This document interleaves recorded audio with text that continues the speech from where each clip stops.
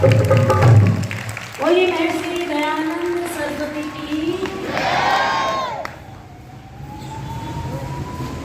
मंच पर विराजमान बड़े ही सम्माननीय आदरणीय स्वामी रामानंद जी इस पवित्र आर्य समाज में ब्रह्मचारी के रूप में जिन्होंने बहुत सुंदर यज्ञ प्रातःकाल कराया, आदरणीय श्री करमवीर शास्त्री जी, जिनके बहुत सुंदर विचार हम सब ने मिलकर के सुने। पानीपत से हमारे मध्य में आचार्य सुश्रुत शाम श्रमी जी, बहन तनु आर्या जी, हमारा पूरा उपदेशक परिवार,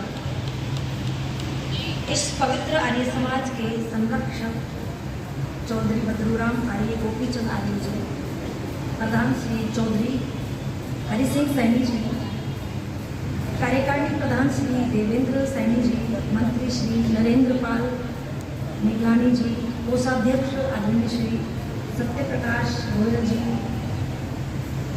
आदरणीय श्री दलवीर आर्य जी, महावीर जिला डॉक्टर कृष्णलाल जी, श्री सत्येंद्र रावल जी, राधेश्याम आर्य जी, बलराम आर्य जी, नंदलाल चोपड़ा जी, रमेश गांधी जी, सभी इस आर्य समाज के अधिकारी कार्यकर्ता, दूरदराज निकटवर्ती आर्य समाजों से पधारे हुए सभी आर्य बंधु, पूजनीय वंदनीय मातृशक्ति, विद्यालय प्रांगण से उपस्थित हुए सभी यहाँ बालक और बालिकाएं, भाई बहन,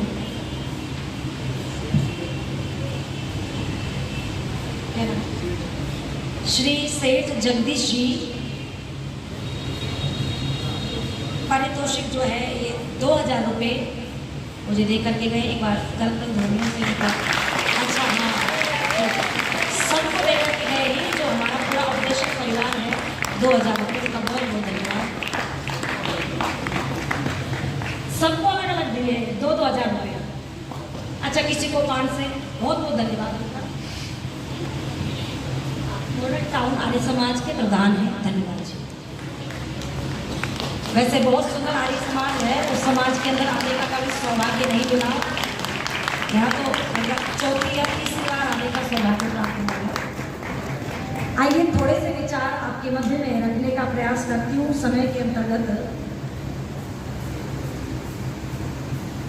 स्वामी दयानंद सरस्वती का पूरा जीवन संघर्ष का जीवन था। स्वामी दयानंद से प्रभावित साधारण से साधारण व्यक्ति भी हुआ। ये अलग बात है कि वो वैदिक धर्मी ना बना, किंतु ऋषि दयानंद को कोई एक बार सुन लेता था या पढ़ लेता था तो जीवन बदल जाता था। स्वामी विवेकानंद जी हुए, उनकी जीवनी लिखी है ज्ञानानंद। उन्होंने वेदांत दर्शन भी पढ़ा। ये अलग बात है कि वो वैदिक धर्मी नहीं बने। कहते मात्र 14-15 वर्ष की आयु थी, उनके पिताजी प्रतिदिन मंदिर जाया करते थे। बेटा कहता है, पिताजी आप प्रतिदिन मंदिर क्यों जाते हैं, कौन है वहां? पिताजी कहते हैं वहां देवता है, देवता। कैसा लगता है पिताजी आपको मंदिर? बोले वो तो स्वर्ग जैसा स्थान है। और ये घर? बोले घर तो नरक है, नरक।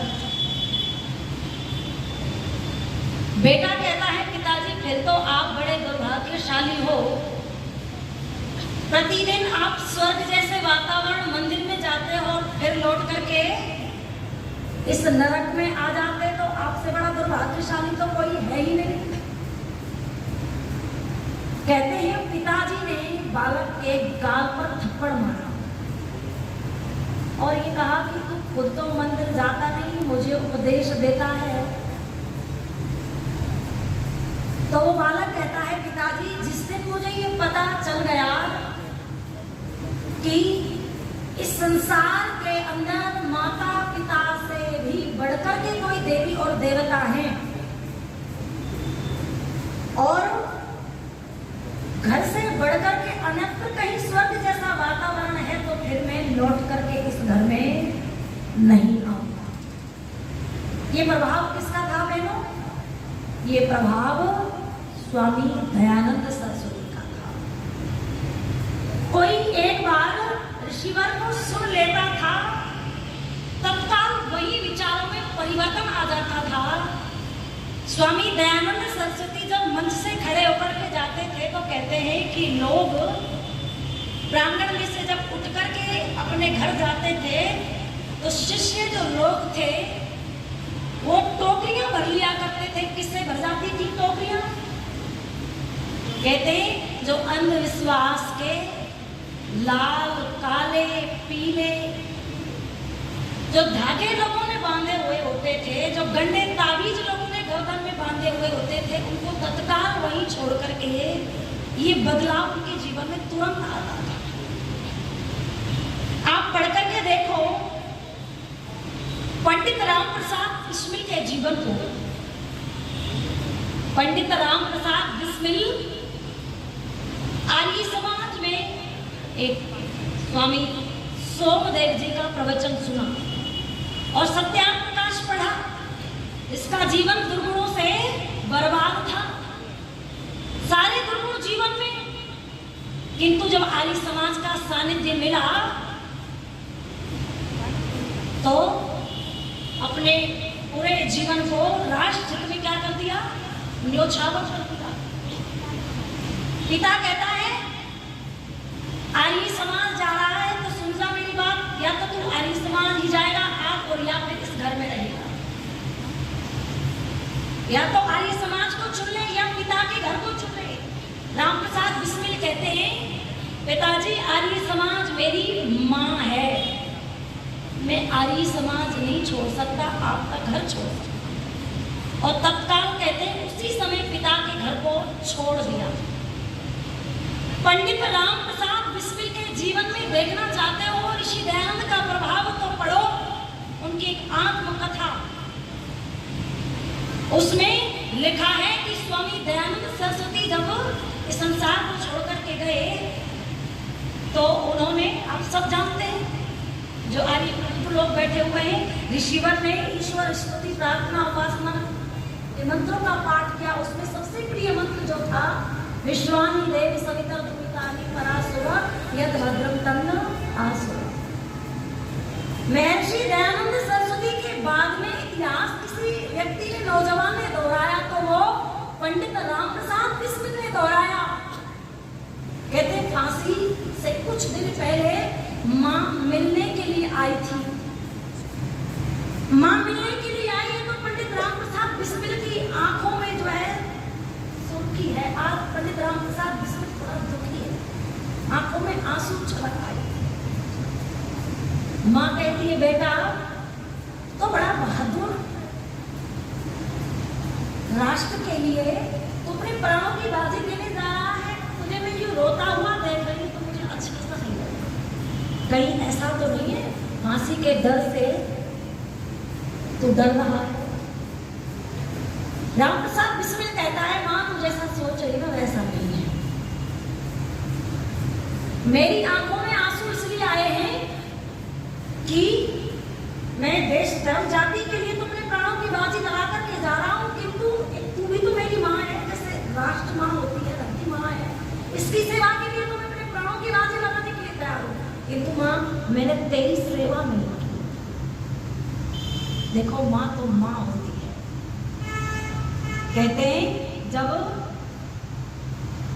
घर आता है ना व्यक्ति काम करके पूरे दिन थक करके, तो लोग कहते हैं कि पत्नी जेब देखती है और माँ पेट देखती है। माँ से अधिक प्रेम इस दुनिया में अपनी संतान से बोलो, जितना प्रेम माँ करती है दुनिया में कोई बोलो और व्यक्ति करता है। खुद अभाव में रह लेगी, खुद गीले में सो जाएगी, खुद कितनी भी परिस्थितियों का बुरी उनका सामना कर लेगी, किंतु अपने बालक के लिए पूरी दुनिया से बोलो लड़ जाती है कि नहीं लड़ जाती? लड़ जाती।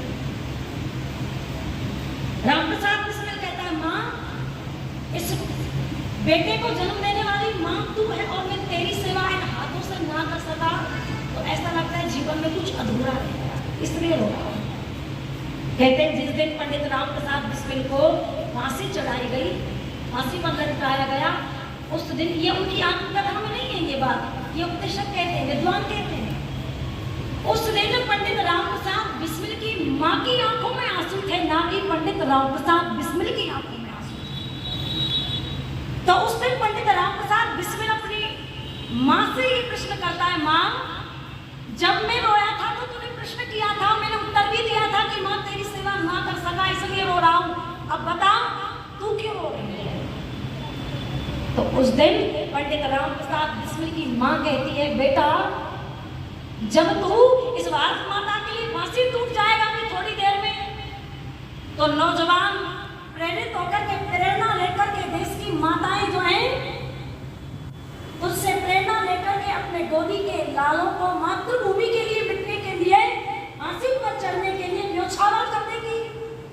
और बेटा अगर इस भारत माता ने यदि दूसरा राम प्रसाद बिस्मिल फांसी के लिए मांग लिया मुझसे, तो मैं दूसरा राम प्रसाद बिस्मिल कहां से दूंगी, दूसरा राम प्रसाद बिस्मिल कहां से दूंगी। इसलिए ये प्रभाव किसका था, ये प्रभाव स्वामी दयानंद सरस्वती का था, जो राम प्रसाद बिस्मिल को देशभक्त बनाया, जिसने अपनी चढ़ती हुई जवानी को देश के लिए क्या कर दिया, न्योछावर कर दिया।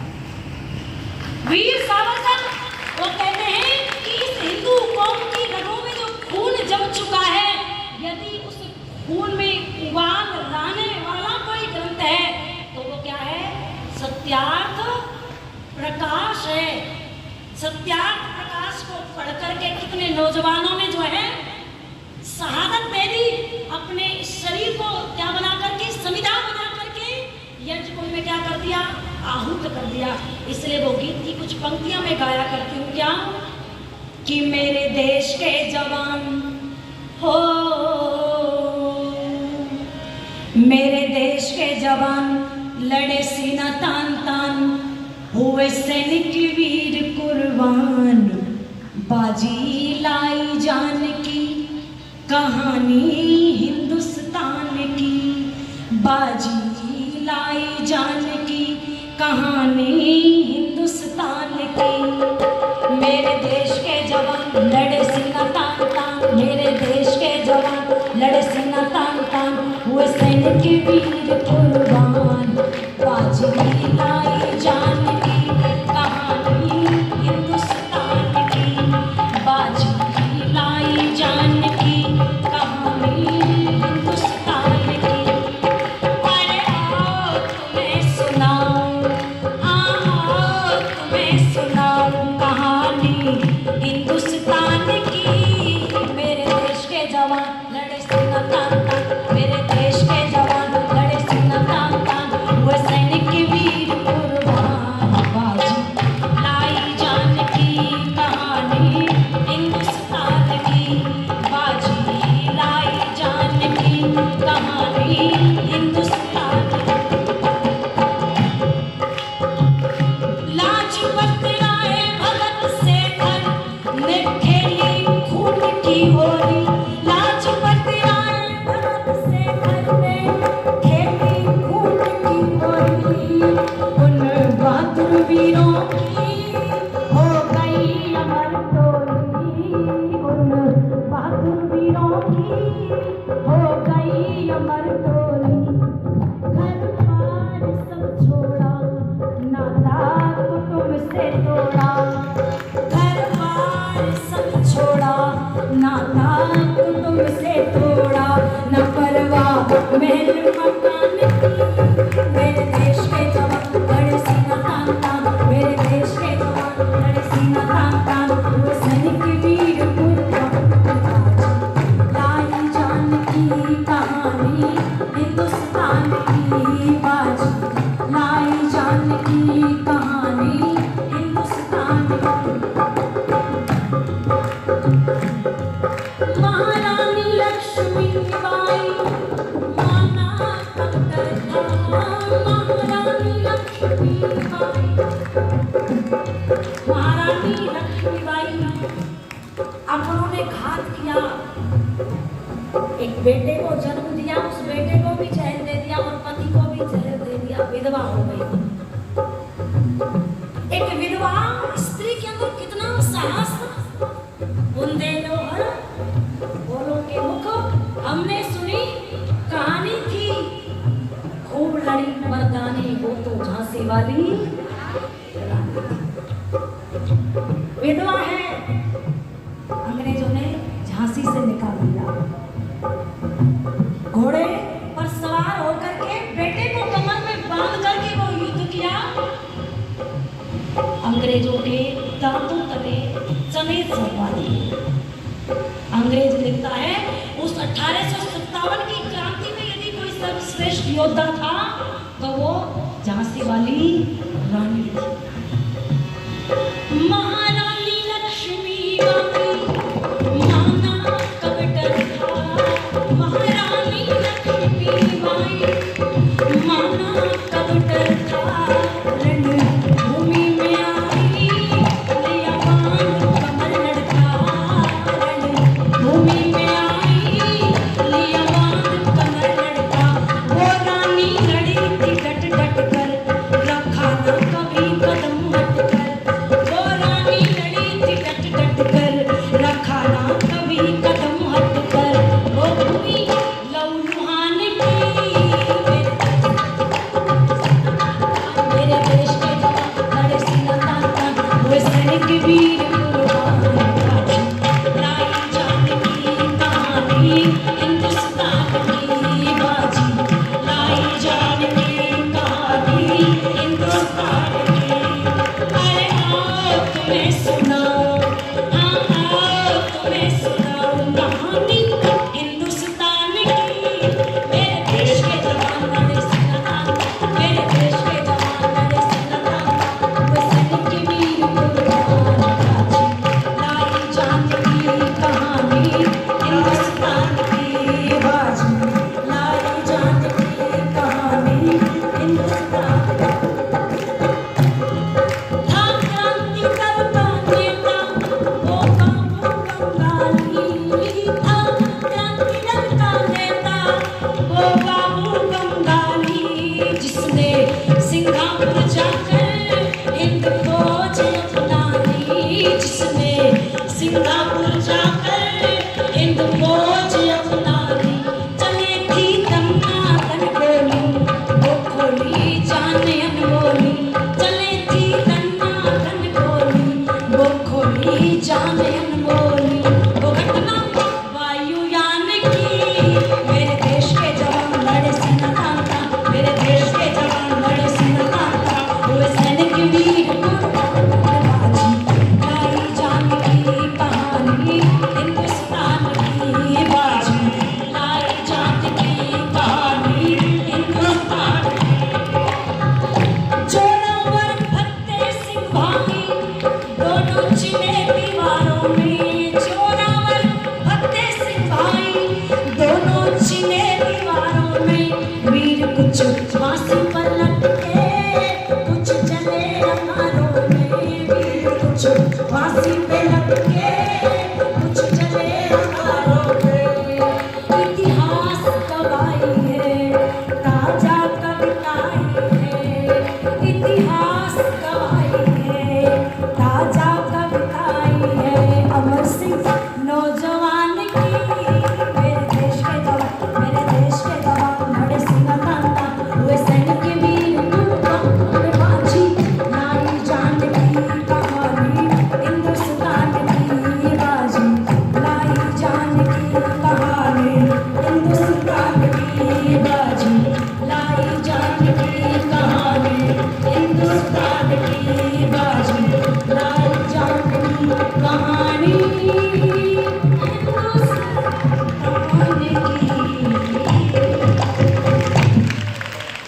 देश धर्म पर मिटने वाले वीर हमेशा देते हो और कभी नहीं मिटते, जिन्होंने देश के संकट मेटे हो।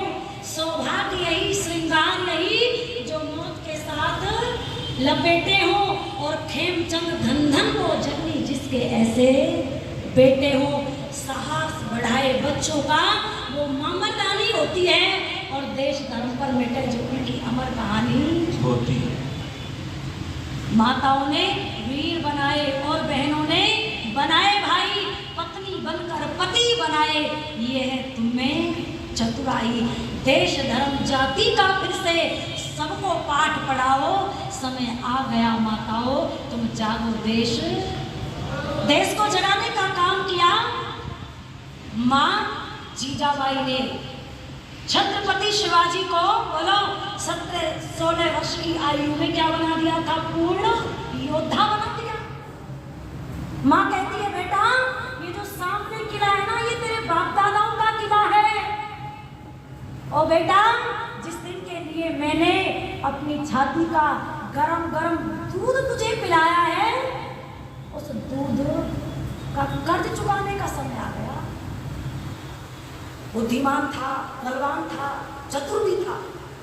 माँ का हाथ छिड़क देता, कहता है माँ तू इतनी बड़ी ताकत से अपने बेटे को लड़ाना भिड़ाना चाहती है, यदि तेरा बेटा युद्ध भूमि में मारा गया तो तू निपुति हो जाएगी।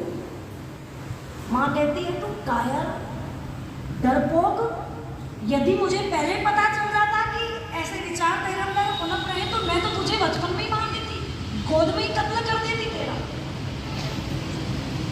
शिवाजी कहते हैं माँ मैं तो सिर्फ आपकी परीक्षा ले रहा हूँ, कहीं अकेले बेटे को युद्ध भूमि में भेजते हुए माँ घबरा तो नहीं जाएगी, माँ चिंतित तो नहीं हो जाएगी, माँ तू रोने तो नहीं लग जाएगी। तो उस समय बाबा पृथ्वी सिंह जी का वो गाते हैं, वो गीत मुझे याद आता है। माँ ने वो वीरता के भाव, उस साहस की बात जो अपने बेटे के रग में भर दी।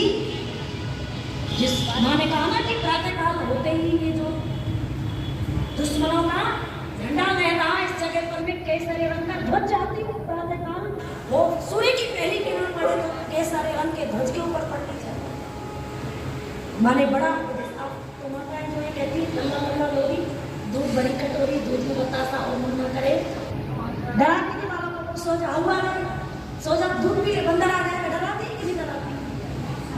उस माता ने बेटे को डराया नहीं। वीर है तू, धीर है, धर्म कर्म पालन मेरी आंखों का नूर है, बालक जरूर है पर आशाएं भरपूर तेरी माँ को, विचलित ना होना बेटा माता के सवाल से। मानिए रे बेटा मेरा कहना, जरा बचकर रहना दुश्मनों की। और साहस भरते हुए बेटे के अंदर ये कह दिया था क्या?